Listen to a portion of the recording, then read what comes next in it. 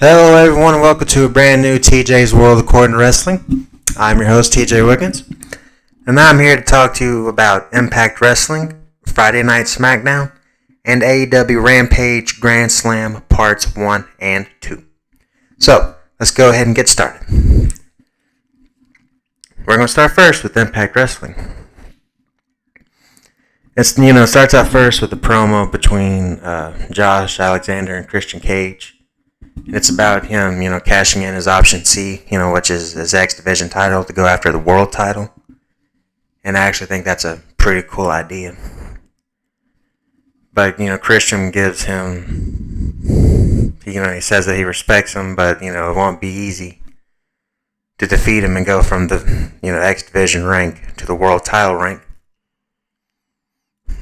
Which is actually pretty true, but, of course, Ace Austin, he has to come out there and demands the X Division title shot. And, Scott D'Amore is going to make that the main event as Ace Austin versus Josh Alexander, but it's not going to be for the night. It's a non-title match. But if he won, he would make it a title match. Well, the next thing of note is Hikuled with Chris Bay versus David Finlay with Juice Robinson. It was quite a good match. There was some nice spots in there to, highlight the Hikuled. And there was one time where Bay, and to finish, Bay tried to help Hikuled. But, Juice cut him off. Hikuled tries to take, a swing at him, but he misses, and Juice ducked. And then, all of a sudden, David Finlay hits a roll-up, and he beats him. It's supposed to be a shock and shit. Hits him with the roll-up. Next, we have a promo with Violent by Design without Rhino there. But he was not officially kicked out, according to Eric Young. He was just shown what would happen to him if he decided to leave. That there's still time and the possibility to cure him of his sickness and disease. He says that he still has a shot at being in the group, but he would have to learn not to lose. Which, if you've been following Impact, it's quite a hard thing to do. Next we have Sami Callihan and Eddie Edwards. They go and beat up Moose. And, they come to beat him up with kendo sticks. The Mickey James and Perazzo, they did a promo together. And, Mickey wants a match for a title. But Perazzo denies it. Scott D'Amore comes out there. And he says that there's going to be a title match at Bound for Glory. Next, after that, we had Eddie Edwards and Sami Callihan trying to beat up W. Morrisley. But they actually get cut off this time. That's going to set up a match next week between W. Morrisley and I believe Sami Callihan. Could be Eddie Edwards, but I'm not really sure. But next we go into the main event, which is Alexander versus Ace Austin. It was an alright match. There was a lot of moves. There was very little psychology. Alexander wins because he's the babyface in this and he needs to keep the X Division title so he can go on to his world title match. But after this, Fulton starts beating him up. Christian Cage comes out there and makes a save. But they get him too, actually. So Ace Austin and Madman Fulton are both beating up Christian Cage and Josh Alexander. But we had a surprising return. Christopher Daniels makes his return to Impact Wrestling. And he runs them off. Dude, that is absolutely awesome. And I can't wait to see what happens with those matches. Next, we go on to SmackDown with the promo with Lynch and Belair that leads to fighting. Lynch is going to win at Extreme Rules, so who really cares about this promo? Who really cares about the build-up to this match? We all know who's going to win. She's going to have a long reign with the title. Next, we had Nakamura defend the Intercontinental title against Apollo Crews. It was a nice match, and of course, Nakamura won. Don't really have anything much else to add to that. Zelina Vega takes on Liv Morgan. Who cares? Zelina Vega wins. And Baron Corbin hosts his own segment, and Owens interrupts. And of course, Owens completely smashes all the furniture. Who gives a shit? Nikki Cross beats Natalya. Because Natalya and Tamina are trying to get back into the women's tag title hunt. But after that, Shotzi Blackheart and Tegan Nox return. And they immediately put themselves into the conversation for a tag title shot. So we're going to see how that goes. Next, we have the main event, which is Roman Reigns versus Montez Ford. And Ford actually showed some nice flurries. He would get on the offensive, and he would show Reigns that, you're sleeping on me. And if you do, I'm actually going to beat you, so you better be up to stuffing up on your shit. But, we knew who would win.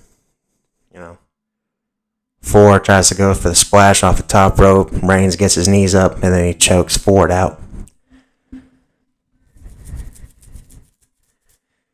And after that, the Usos come in there to beat up on Ford. Angelo Dawkins comes out there, tries to help his partner. But they get on him too, and then Finn Balor shows up as the Demon. Does like a crossbody, and, he dispatches all three of them, beats all three of them up. That's going to be a good match at Extreme Rules, but I just don't see Reigns dropping the title anytime soon. Next, we go on to AEW Rampage with the first match on part 1. It's Powerhouse Hobbs versus CM Punk. It was a fantastic match. The pace of it was, kind of a little slow to me. I was like, come on, guys, you need to get a little bit faster than this. But it actually built pretty great with Hobbs adding more power the more the match went on. Because he was just kind of taking him lightly, like, he's the big man, he's the more powerful man, so it'll only take like one power move to beat this guy who's only had one match in 7 years. But he kept kicking out of everything, so he kept getting frustrated. And instead of weakening up on, slamming him or whatever, he actually upped the power of his slams. But still wasn't getting the job done. But, Punk would hit the go to sleep on Hobbs, and Hobbs would win. It was a nice match. Next, we have Cole and the Dumb Fucks formed a super clique. God, I fucking hate that. I love Adam Cole, but to team him with those two fucking idiots. Oh, God. They take on Christian Cage, Jungle Boy, and Luchasaurus. It was a very underwhelming match, especially with the Young Bucks in it. It was spot after spot. All six were fighting in the ring at one point. And, the match ends with Cole hitting the Panama Sunrise on Luchasaurus. And then the Dumb Fucks hit the BTE trigger on Luchasaurus. And then Cole hits the last shot, which he now calls the Boom. And they beat them. After that, Ortiz, Santana, and the Lucha Bros, they beat the Butcher, the Blade, and Private Party. There's nothing really special about this match. I'm not really going to add anything. But after that, Matt Hardy, on behalf of Jack Evans, challenges Orange Cassidy to a hair versus hair match on Dynamite, and that match was made official. Next, we had Anna Jay versus Penelope Ford. Who cares? After that, we have a lights out match. It's a tag team match. Suzuki and Lance Archer is taking on Eddie Kingston and Jon Moxley. And of course, it starts the jump start. Kingston and Suzuki were doing that stupid fucking spot where they allow each other to chop each other, throw forearms at each other, which is stupid because if I was in a fight, I'm not going to fucking allow somebody to hit me. I don't give a shit what the hell's going on. But it would seem like Suzuki and Archer would have the upper hand and they would be beating Moxley and Kingston. But making his debut for AEW's Homicide, he comes out there to the rescue. He causes a bunch of chaos, which only leaves Kingston and Archer in the ring. Kingston puts a trash can on Lance Archer, and he starts to beat the high holy hell out of him with the kendo stick. It literally beat him, I think, like 20 times with the kendo stick, the trash can on it. Then he, eventually removed the trash can, and he won the match. So, it was an alright match, but it really doesn't do it for me. I really don't give a shit about these lights out deathmatch bullshit. But there you go, everybody. That was Impact Friday Night Smackdown and AEW Rampage parts 1 and 2. Don't forget to like, share, and subscribe. Leave a comment down below of what you think of me, what you think of the matches, and what's going forward in wrestling. And I'll see you. Thank you all for listening, and I'll see you all next time. Bye-bye.